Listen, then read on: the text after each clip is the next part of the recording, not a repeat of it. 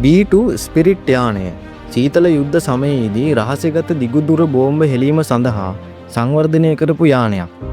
1989 දී එය ඇමරිකානු හමුදාවට එක් වූ අතර එතැන් සිට එය එක්සත් ජනපද ආරක්ෂාවේ තීරණාත්මක කොටසක් ඉටු කරමින් පවතිනවා. මේ ගුවන් යානය අඩි 69ක් පමණ දිග වන අතර පියාපත් අඩි 142ක් දක්වා දිගු වෙනවා. මේ B2 ස්පිරිට් යානය බොහෝ විට B2 ස්ටීල් බෝම් ලෙසද හඳුන්වනවා. එහෙම හඳුන්වන්නේ මේ යානයට උසස් ස්ටීල් තාක්ෂණය ඇතුළත් කරලා තියෙන නිසා.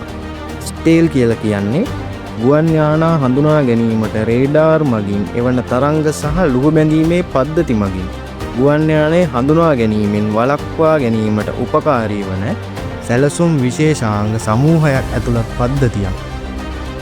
මේ රේඩාර් තරංග සාමාන්‍ය ගුවන් යානා වලින් ආපසු පැන සතුරාට අනතුරු අඟවා ගුවන් යානය විනාශ කිරීමට ඉඩ සලස්වනවා. කෙසේ වෙතත් B2 ස්පිරිට් යානය ගුවන් අවකාශයට ඇතුළු වූ විට එයම සංඥා පිළිබිඹු කරන්නේ නැහැ.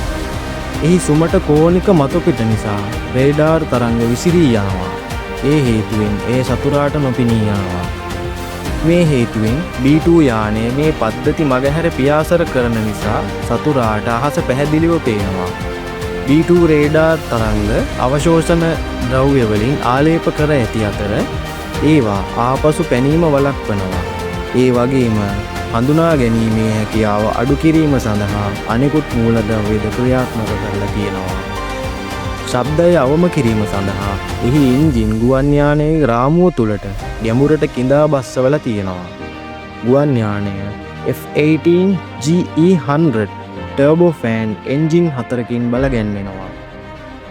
පැය 10ක මෙහෙයුමක් සඳහා තෙරපුම් රාත්තල් 17000ක් නිපදවන අතර එය ඉන්ධන ගැලුම් 45000ක් පමණ පුලුස්සා දමනවා. ඒ සඳහා ඇමරිකානු ඩොලර් 2,70,000ක් පමණ වැය වෙනවා. මේ ඉන්ධන B2 යානයේ පියාපත් සහ බඳ කොටස තුල ගබඩා කරලා තියෙනවා.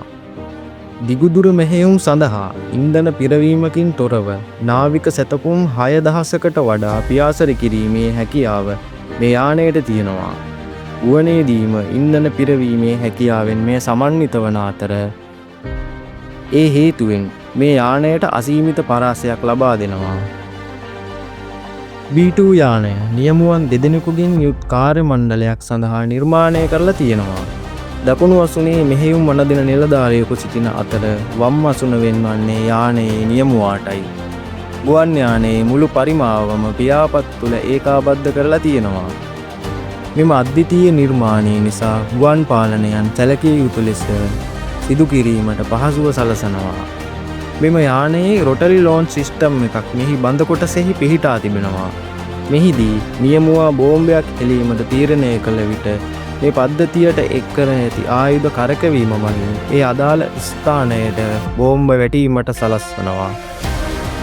මේ දොරවල් දෙකකින් සමන්විත බඳ කොටසෙහි ඇතුළත පවුන්ඩ් 500කින් සමන්විත බෝම්බ 80ක් රැඳවිය හැකි අතර පවුන්ඩ් 5000 බෝම්බ 8ක්ද රැඳවිය හැකි වෙනවා.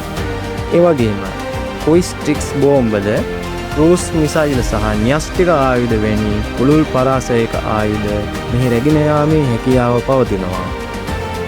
මේ තියෙන්නේ MK-82J ඩෑම් මිසයිලය.